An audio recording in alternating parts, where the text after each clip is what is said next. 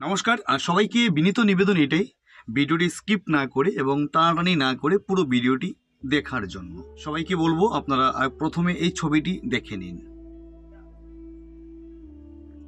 এই ছবিটি দেখে নিন। নমস্কার বন্ধুরা, আমি শ্যামল। সবাইকে স্বাগত জানাই আমার এসবি ত্রিপুরা ব্লগে, ফেসবুক এবং ইউটিউব চ্যানেলে। যদি আপনারা নতুন এসে থাকেন তাহলে অবশ্যই সাবস্ক্রাইব এবং ফলো করে যাবেন। ভিডিওটি পুরোপুরি দেখার জন্য সবাইকে বিনীত অনুরোধ রইল। যা বুঝবার আমি বুঝে গিয়েছি। বিবাহিত কোনো পুরুষ যদি প্রাপ্তবয়স্ক মহিলার সাথে সম্পর্কে থাকতে চায় বা সংসার করতে চায় তাহলে সেটাকে আইন মান্যতা দিচ্ছে। তাহলে এই বিষয় নিয়ে আজকে কথাটি বলবো। যদি এই রায়টি, আমি জানি না সেটা কতটা সত্য, আমি এই ভিডিওর ফুটেজ আমি পেয়েছি বা সেই তথ্য আমি পেয়েছি 24 নিউজ ত্রিপুরা সেই ওইখান থেকে। যদি সেই কথাটি সত্য হয় তাহলে আমি সবাইকে বলবো এই সমাজ, আমাদের এই যে সমাজটা রয়েছে সেই সমাজটা নষ্ট হয়ে বর্তমানে তো হচ্ছেই, সেটা আরো হতে যাবে। বিষয়টা একটু ব্যাখ্যা করবে। তার কারণ বর্তমানে আমাদের সমাজে যেভাবে কাজ চলছে বা যেভাবে প্রতিটা সংসারের মধ্যে অশান্তি, অবিচার এবং প্রতিটা পরিবারে রয়েছে, সেটা কিন্তু আরও শতগুণ বেড়ে যাবে। তার জন্য দায় থাকবে আমাদের ভারতবর্ষের আইন এবং ব্যবস্থা। নিঃসন্দেহে তুই ঠিক কথা বলেছিস।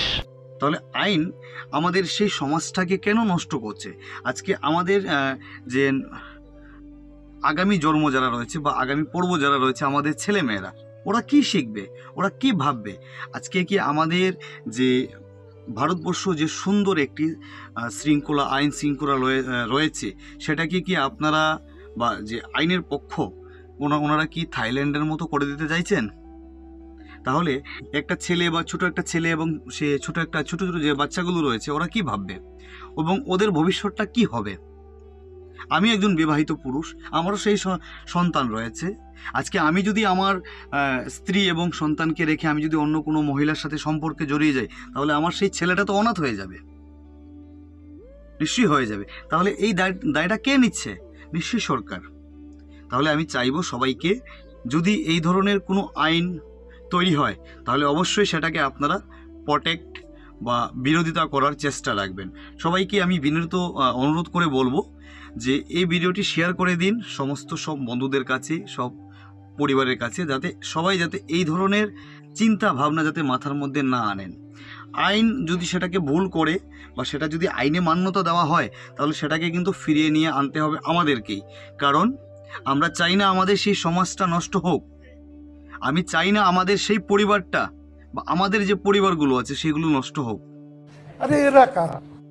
তা আপনার কি মতামত? আমি কি ঠিক বলছি না ভুল বলছি? ঠিক বলেছো। কমেন্টে অবশ্যই জানান। ভিডিওটি পুরোপুরি দেখার জন্য অসংখ্য ধন্যবাদ। নমস্কার।